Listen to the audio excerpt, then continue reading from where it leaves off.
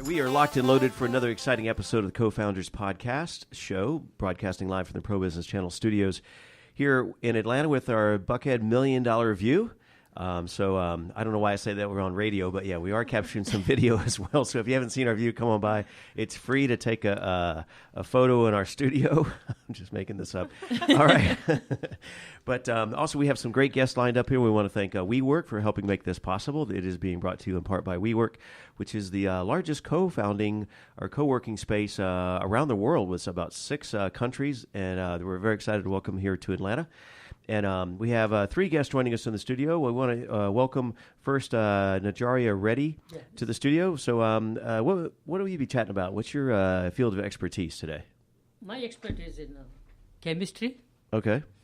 We design chemicals. All right. New chemicals for we have been doing for cancer and other drug discovery. Right. And but today you're going to be talking about tasty stevia. We have been looking into the different food products, making it better. And we realized that the products in the market has some bitter taste. Right. So we realized that problem. And we have solved that problem. Nice, finally. Product. Finally a problem solver. Actually, you're right. So we're talking about Reddy Stevia. Reddy is my company name. Right, yeah. I mean, Stevia, I don't want to have a new brand name. Right. Just we started. Okay. As the time goes on, things may be different. All right, well, stay tuned for that. So welcome to the show. We're having that conversation in just a moment. But first up in the studio, we want to welcome Kate and Tallia. All right, to the studio. I always hesitate. It was a question mark when I say that. Yeah, that was right. You did good. Pretty much like it's spelled, right? Yeah. Yep, exactly. So y'all are with Mavenly Company. Correct. And you're co-founders, obviously, which is perfect on the Co-Founders podcast. And so you're in the career consultant business. So tell us your backstory before we get into talking about business. What were you doing individually in a former life? Well, that's what's actually really funny. We met in our former life. We met as college sorority consultants. Yes, that is a real job. Even though consultants. If you asked our parents, they would say it's not a real job. But we did get paid. We got paychecks, which was lovely. But basically what we did was we traveled to a different university every week, met with young women in college, and talked through what the sorority experience was like. And we realized there was this huge void in kind of talking about that postgraduate experience. Yeah. So we don't have a lot of guidance around what that looks like or women finding jobs they really like. I just so vividly remember sitting down at Harvard University. I was with 4 women that were at the top of their class. 2 of them had just been named 2 of the 25 most impressive Harvard students on campus. Wow. And I sat down with them and I said, well, what does postgraduate life look like? And they said, I don't know. How do you like your job? Right. And it's like, you're going to spend 6 figures on an education and not think about what this future is going to hold. And so I identified that problem. Tallia also, while she was traveling, identified that problem. And afterwards, I went the more business route. I worked in corporate. I worked as an entrepreneur. I worked in all of these different startup spaces remotely and realized this was still a problem. Right. And Tallia took a very different route. She took an academic approach. She went to school for organizational positive psychology at Claremont, got a graduate degree, and through these experiences, we realized the void was even bigger. I think it only further made us realize that there was a problem here that needed to be solved. So now through workshops and online resources, we help young women kind of design that career in life that they enjoy and get that information they thought they would get in college or from a career consultant or career counselor at their university that they're really, really not getting. So Tallia, dumb question. Were you all sorority sisters then? We were. Oh, really? Okay, not from the same school. Okay, Not from the same school. Same sorority, though? Or Same sorority. Okay. And got to travel to about, 50 universities combined in the year. Lived out of one suitcase for a whole year and just flew around to all these different schools, and here we are today. Yeah, in the United States and Canada. So each of us probably 25, 30 schools. That's crazy because I can just visualize your parents' reactions like that. You're going to do what? Consultants for? Oh yes, go tell your parents that are doctors that you're going to go work for your sorority, and it is not a fun conversation. Yeah. So that was about a year journey, right? Yeah. Okay. We had a 1-year term limit, both of us. Mm-hmm. Okay. Nice. And so now Tallia, bring us up to speed. This idea behind Mavenly Company. Absolutely. Mavenly. So with Mavenly, as Kate was saying, a lot of these women are leaving college and entering the early stages of their career without really any idea of where they're headed in their lives and what they really want to get out of an environment that they're working with or out of the tasks they're doing daily. So it's helping them really focus in on what purpose they want to have in their work, helping them identify what their strengths are, what their values are, and how they can make decisions for themselves that will get them to where they want to be in their careers. So through these workshops, we actually just had one this past weekend in Atlanta, right? Sponsored by General Assembly, which was absolutely lovely, a beautiful space. And we had about 20 women attend who were ready to get some tough conversations in about where they were in their lives, feeling a little bit stuck in their jobs and needing a little bit of direction and guidance as to what was next. So we were absolutely thrilled with how the weekend went, and it just fuels us to keep moving forward and put on more of these workshops in cities across the country. Wow. And you also had another recent workshop. It was Know Your Strengths, I think it was, right? Yeah. Identifying your strengths and putting them to work. That's what we did at the WeWork in Buckhead. WeWork. Yeah. Nice. So what were some takeaways from each of those workshops? What would people expect to as takeaways? And then are you continuing the same themed workshops? Absolutely. So I'll let Tallia talk more about takeaways, but basically we have a very clear-cut curriculum. Okay. We believe that figuring out the career you want starts with identifying your personal strengths and what you enjoy, and then finding a space that really caters to that. So I think a lot of young women go into the job space and say, I'll take any job because I need a job, or I'll work anywhere, or I don't really know what salary requirements are, so let me just get started. Right. And that's not great way to go into the workplace, because if you don't know where you're going, that bus can lead anywhere. Right. So we find a lot of women that are disengaged because of that. So we really work on building that confidence around the skills they already have, and then basically interviewing the person who's interviewing them for a job as much as they're being interviewed. Right. And then some women find out they want to be entrepreneurs, or they want to work remotely, or they want to work in a startup space. So basically it's a weekend of self-discovery that we think is really important before you start making those transitions, because once you go into that space, you kind of go down a slippery slope of just following whatever is the next thing. Yeah, you mentioned something that could be kind of a hazard, right? Because people just say, well, I'll start a job just to get started. But that could turn into several years or more. Absolutely. Right? Once you get that security, it's hard to leave. So we think starting right is the most important. A lot of people say, you work on your marriage before you have one. You work on your job before you have one. I think that's so important. Something a lot of women don't think about is this idea of you're only going to be good at something that you probably really care about. And so identifying those things, or letting your boss know that work you really enjoy, can really change the whole trajectory of your life. Sorry to interrupt again, but that's a great analogy too. You wouldn't think, no one in their logical mind would say, well, I'll try marriage with this person, see how it works out. Right? Absolutely. You don't go into that with that and mindset. Arguably, you spend more time at your job than you do with your spouse, so let's think more about what that's going to look like. Unless it's a family-owned business, whatever, then you really that's true. then both are important. There's no escape there. Absolutely. All right, so Tallia, so talk to us about takeaways from the Know Your Strengths workshop. Definitely, yeah. So that was a lunch and learn that we hosted at WeWork, as Kate mentioned. And the point of that workshop was to get women to come together to really sit and think about what their strengths are. And I think what we've come to see is that when people think about their strengths, they only think about skills that they're good at. Right. But in reality, a strength is there's an added component that's missing there, that's not just something that you do really well, but it's something that you also enjoy while you're doing it. So a lot of times we talk about the state of flow that you get into when you're so absorbed in what you're doing, you're feeling energized by your work, nothing else matters, time is passing quickly. That is when you're doing something that speaks to your strengths. So in the workshop, we were helping women work through some self-reflective questions around what they really enjoy, what their proudest moments in life and work were, what people naturally go to them for, what their tendencies and natural talents are.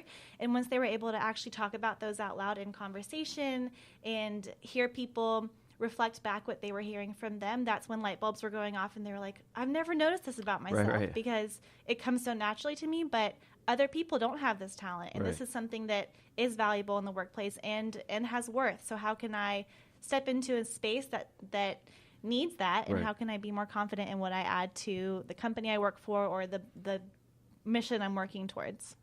I can definitely see that happening not only in that workshop, but the other one you mentioned as well, where especially if you spend a weekend or more than just an hour with a group of people. I think we've all had that experience at a conference or an event where you get feedback from this focus group, if you will, or folks around you. Absolutely. And all of a sudden you do have that sense of like, had this in the back of my mind, but now it confirms it, right? Yeah. Or it enlightens you on something you hadn't anticipated, right? And I think that's the saddest and most gratifying part of what we do is women come in and they say, yeah, I've been doing this all my life, but I do it for free because I'm so good at it. Or it's just something I'm, naturally talented in, so I would never think of charging for it. Like an example is one woman, she was going to cater one of our workshops and she said, I'll just trade catering the workshop for a ticket.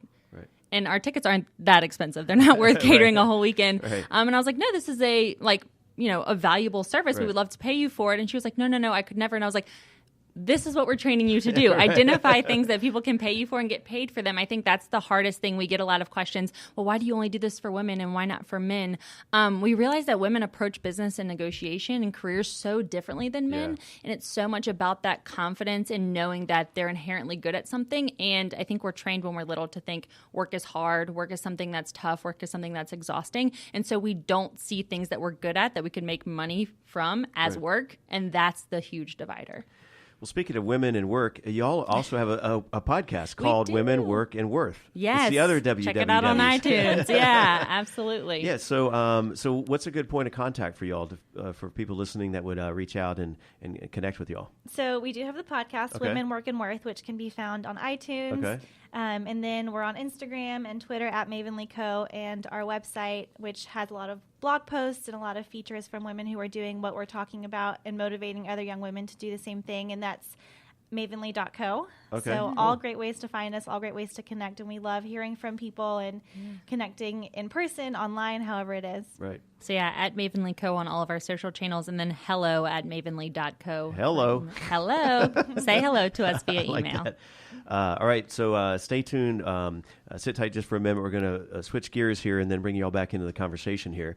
So once again, you're listening to the CoFounders podcast, being brought to you in part by WeWork on the Pro Business Channel Studio Network right here in Atlanta. And so we want to welcome back to the show Najaria Reddy. Yes. And we're talking Stevia, all things sweet. All right, yeah.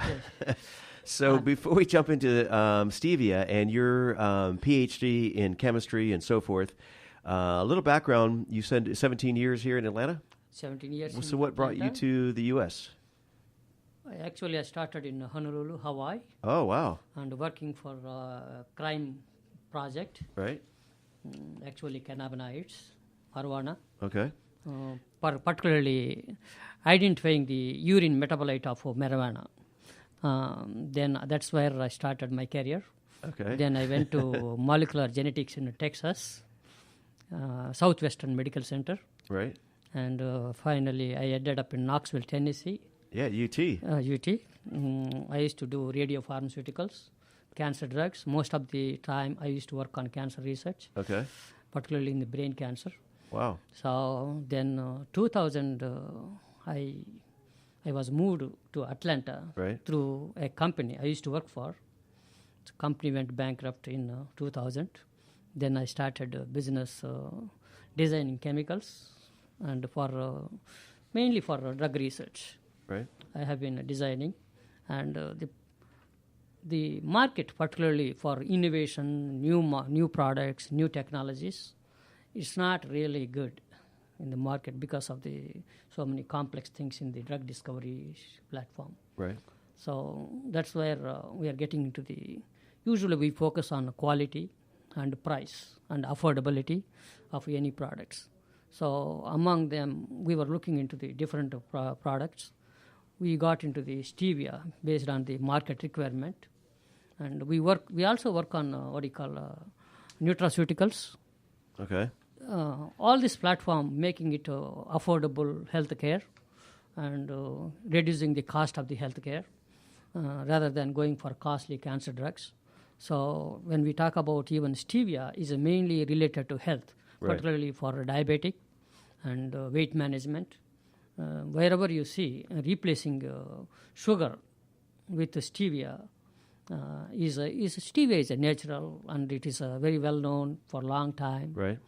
And it has a lot of health benefits. Having no glycemic index, you don't see rising in glucose levels. Right. Still, you can enjoy the sweetness. So, although there are so many benefits and very well known in South America and the rest of the world, And there are some taste issues. Yeah, what is the some of the misperceptions of stevia that people may have about the product? I mean, it's people are used to sugar, right? And it is very difficult to change the people's mind. Right. Yeah. The taste is cannot be 100% identical to sugar. Right. There will be some deviations, and since it is like addicted, people whole world got addicted millions of years. Yeah. It is very difficult to change them. Right. And even though the sugar market is almost $50 to $60 billion market. Right.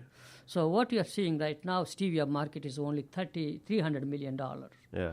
So, but recently you have been seeing like Splenda, Equal, all of these artificial sweeteners, they are losing the share.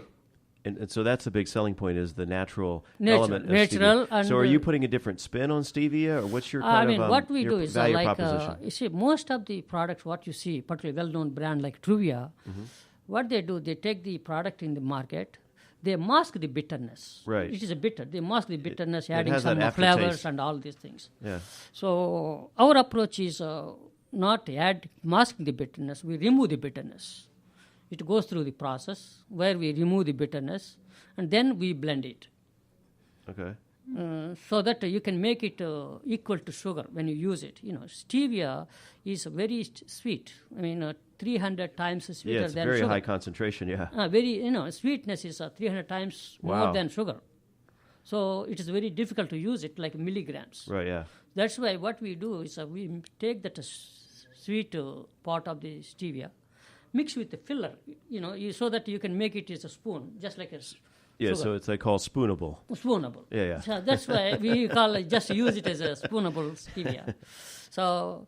But is this under a brand name? I know it's Right Ready Chemical. now, it's not brand name. We just put it as a stevia. It's a sugar. You can call it sugar. But if as the market goes on and building the team, and if we will be creating brand, but mainly our focus is giving samples to the people and making sure that taste is a real value in the market, and which is a selling point. And finally, we will be working for, there is a lot of demand on energy drinks now. Oh, yeah. So we will be integrating our technologies into these products, into the energy drinks. If you see, like soft drinks, any drink, juices, everywhere there is a lot of sugar. 20 to 30 grams of sugar in a cocoa. Easily, yeah. Easily. So our goal is to provide development technology services to integrate the stevia and to develop the new drugs for drinks for other people. So in terms of your business model, is it the emphasis more on building a brand, using the stevia as a component? Or is it more in, like you said, the food and beverages to provide something on a manufacturing standpoint? I mean, we help other companies to create their own beverages brands, but we try to provide simplest technology, cost-effective, integrating low-calorie, healthy-related. We try to bring not only stevia, other ingredients. Particularly, we focus on all natural, safe, and quality. That is our main goal. Okay. So we do work on other products. We have all natural insect repellent. Really? That is other group is looking for investment. And we also work on nutraceuticals. Particularly right now we started with the curcumin. So it is developing the product is a major challenge. At the same time, it is not making the product. It is communicating to the market, trying to identify the right channels, bringing people. The hard part is not the technology. Okay. It is the people. Finding right people are management. Difficult, I tell you. If it weren't for people and customers, man, business could be a lot easier. Particularly, I feel. But let me interrupt you just for a second, and I'm trying to wrap my head around your business model and what stage you're in. So, a startup. It's particularly as far as our chemical side business. We do sell for different drug industry markets. Okay. But stevia is one of the products came out based on the market demand and other market analysis. And this is only in the beginning stage. Yes, so the beginning stages, and the premise here is stevia is already on the marketplace, and the stevia right. is. But you're trying to create this spoonable version for people can just pour on their cereal because you wouldn't. I mean, stevia can go into the coffee, tea, and all juices, and you can put it on the cereals. Right. Yeah. And it is a tabletop spoonable stevia, and the main goal is to provide better taste than what you see in the market. So that's really your end goal. Is stevia has been acclimated into the industries. But it's that aftertaste, that bitter taste. So if you can fix that, you think you're onto something. This is only taste is the one we are selling. We are not selling stevia. Okay, yeah. So that's the only difference. Because when customers, actually, people from Egypt, they came to me. Okay, this is the stevia we want to do business. Right. And we looked into that one. We told them, oh no, this is a waste of time. It is there already in the market. Right, yeah. So I did some work. I gave some sample to my wife. She told me, forget about it. This is not good. That's what they're there to do, whatever. Yeah, they just dumped it. Then I thought, okay, this is the issue. We have to solve it. Okay. So mainly our business model is not making the product. It is the solving problem in chemical technologies.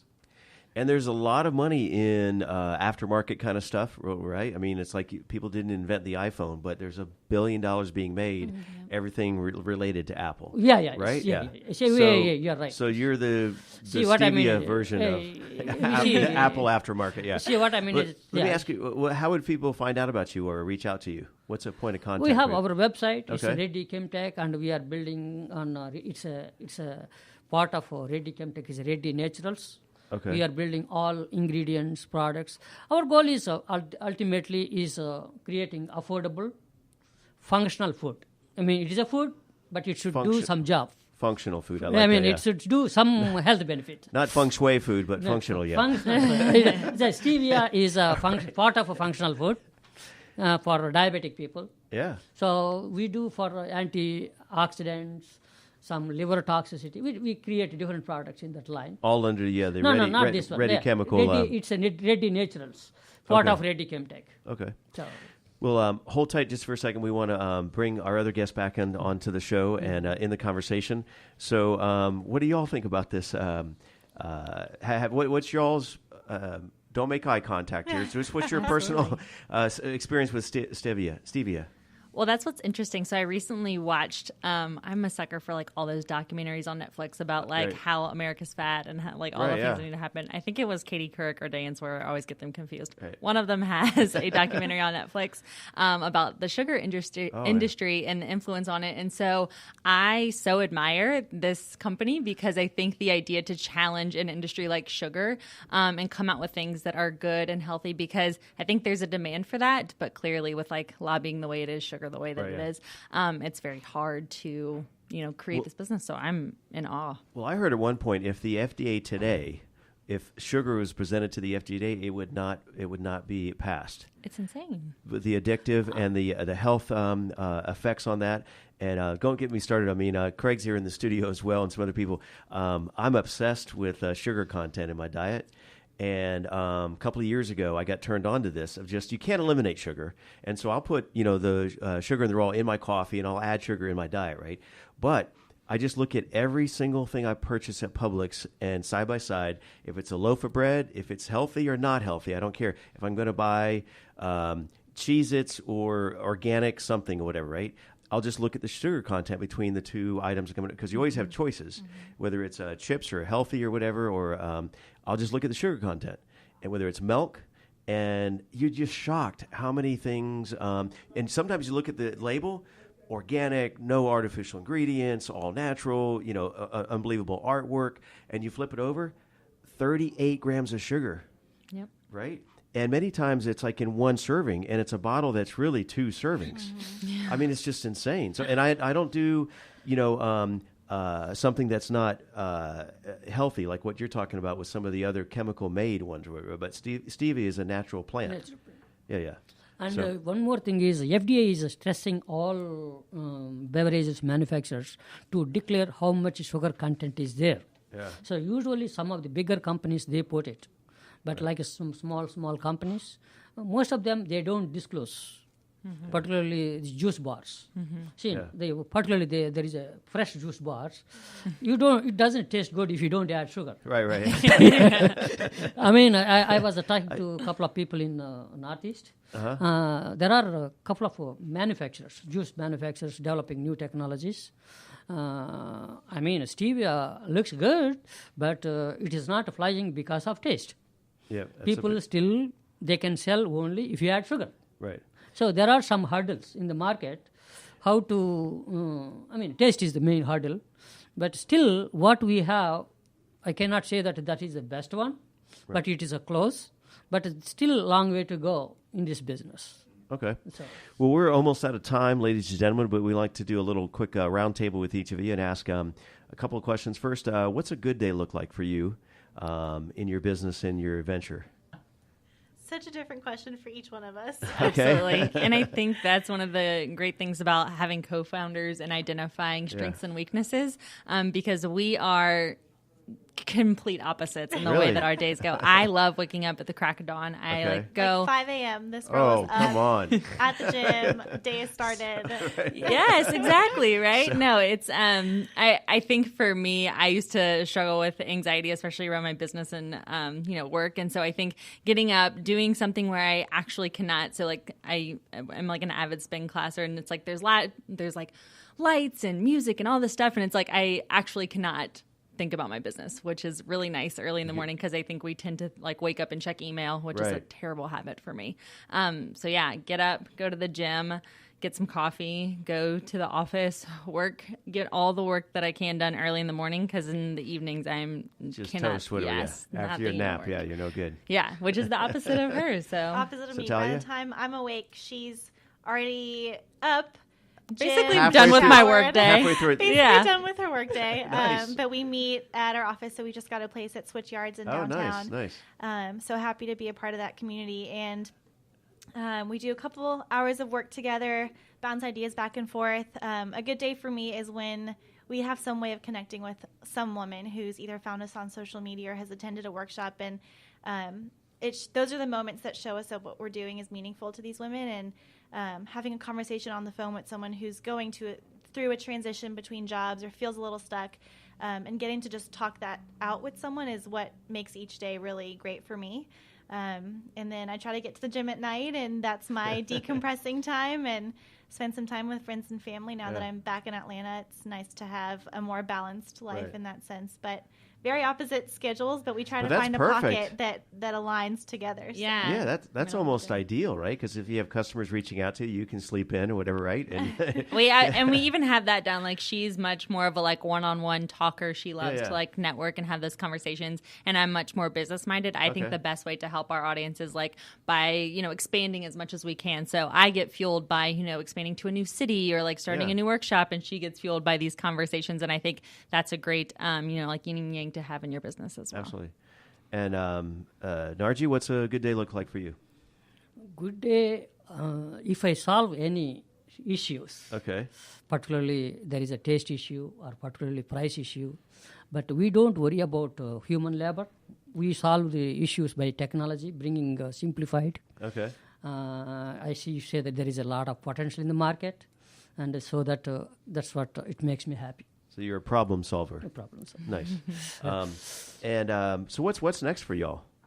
So we realize, women will go through our 2-day workshop and they're like, wow, this is amazing information, but I have no idea how to communicate this to my boss. I have no idea how to communicate this to my manager, how to job craft with them or create a career that I really love in the job that I'm in.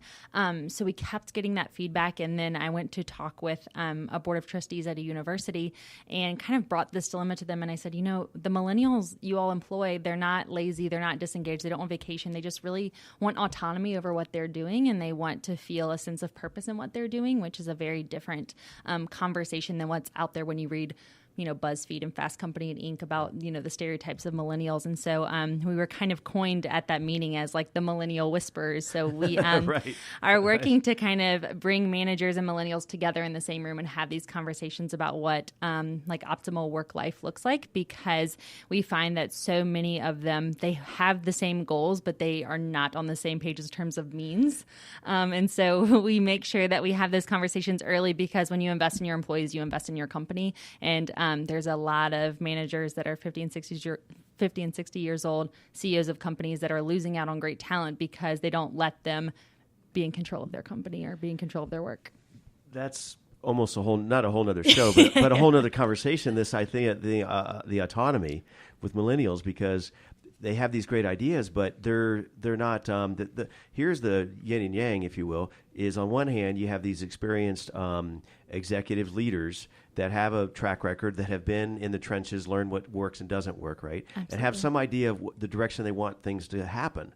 Mm-hmm. And so you have this young spirit comes into the organization, and they want to kind of do something different, but they don't really have any any research to prove that this is a good route to go. And so you do have that kind of... And I think what's interesting is you look at different CEOs and how they manage their employees, and I think that's a huge thing, because I wouldn't necessarily put the 22-year-old in charge of, say, Virgin Airlines, but Richard Branson has a policy that it's unlimited vacation for all of his employees, and he puts them in charge of certain tasks that if they completely bomb, it's going to be okay. I think, like Virgin is not going to go under because the millennial got to plan, like what the after work lunch schedule was going to look like. But it's this idea that you're connected to the purpose of your company. A lot of times we put the lower level employees just in those plug and play jobs where they're staring at Excel with no idea of how they're contributing to the larger narrative of what's going on in the company. And I think that's where you lose people. So by no means should they be sitting at the head of the, board of directors table. Right. But I think if you're saying, hey, we need to secure media coverage for this event, what are your ideas on the best way to do that? Yeah, and feel free to reject them, but at least they have a voice at that table. Oh, yeah. And I think the people who have companies like Zappos and Facebook and Virgin, they're seeing that giving millennials a voice, giving those new employees a voice, even in a small way, can be crazy beneficial in terms of loyalty to their company. Yeah, no, I concur on that. And it reminds me of, speaking of vacation policies, David Cummings at ATV has that. Yeah. His vacation policy is 2 words: be reasonable. Mm-hmm. Yes. And that's right. Absolutely. It shows that you trust the people who work for you. Yeah. And what's funny is it's more often companies that have that policy, their employees take far less vacation. That's what he's experienced. Oh, absolutely. Yeah. Because you don't feel like, once you feel like you're respected and valued, let's do this every day. Let's come to work. And so it's hilarious how when you invest in your employees, you're going to save so much money on the back end. You just have to have those conversations early on. All right, speaking of conversations, we're going to have to call a wrap on this one here. So thanks again for joining us on the Co-Founders podcast. We'll see you next time.